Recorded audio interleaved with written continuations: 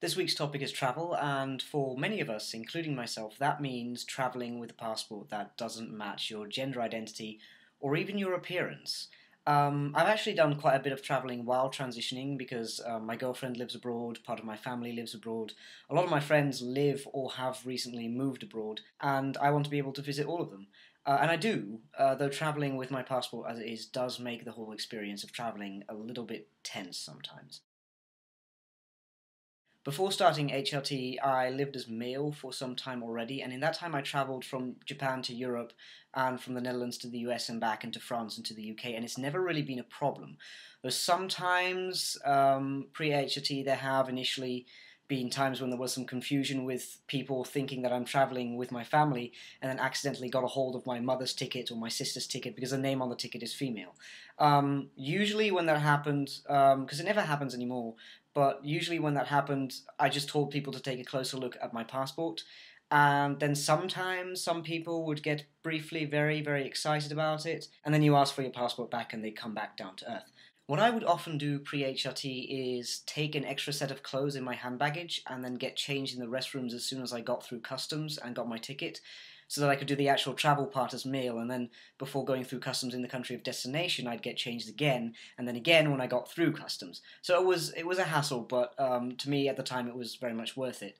Mostly I'd get changed in the men's restrooms, and I'd just wait around until there seemed not to be too many people, and then rush in and rush out again. For changing the other way around, I'd sometimes use the wheelchair accessible restroom, and some people might give you dirty looks when they see you come out of there, but fuck them, because often those are the only gender-neutral bathrooms there are. Um, a good thing, though, about cubicles and lavatories at airports is that they tend to be a little bit more roomy, and so you have room enough to move around in without hitting your elbows on everything while you're trying to change. What I did often notice, though, on those flights pre-HRT was that I'd be pulled aside to have my luggage searched every single time, which was really annoying. But that might have had more to do with me traveling alone and looking like a 12-year-old than me being trans per se. I mean, obviously, the one was a consequence of the other, but I don't think that I was targeted for being read as trans. That wasn't the reason that they pulled me aside.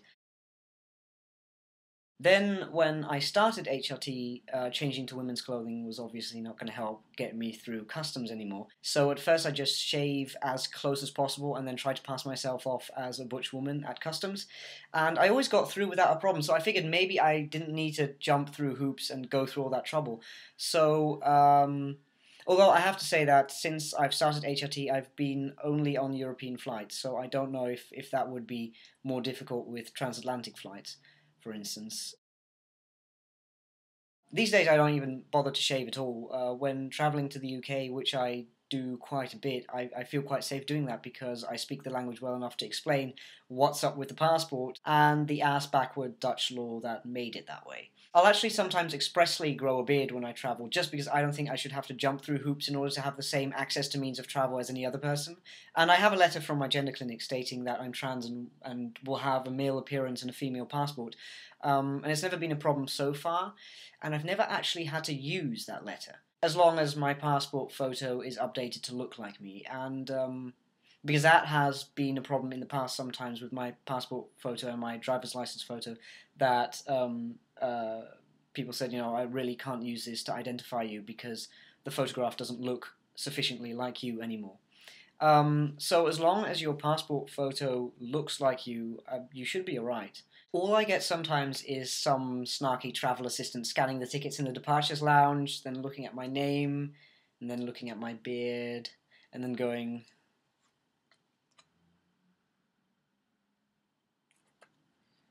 "Well, good luck with that, Jennifer." Yeah, it's my lucky beard.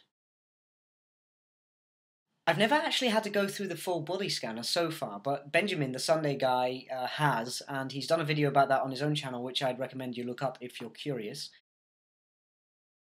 I have to admit that I don't feel 100% safe travelling with the passport the way it is, and there are trips that I've put off because of it, but on the whole, most of the time I feel safe enough to at least travel quite a lot and to quite a lot of places. It's just really annoying, because it is really annoying to always have to keep it in the back of your mind and be alert about the possibility that next time someone will kick up a fuss because my douchey government decided that it reserves the right to out me at every turn.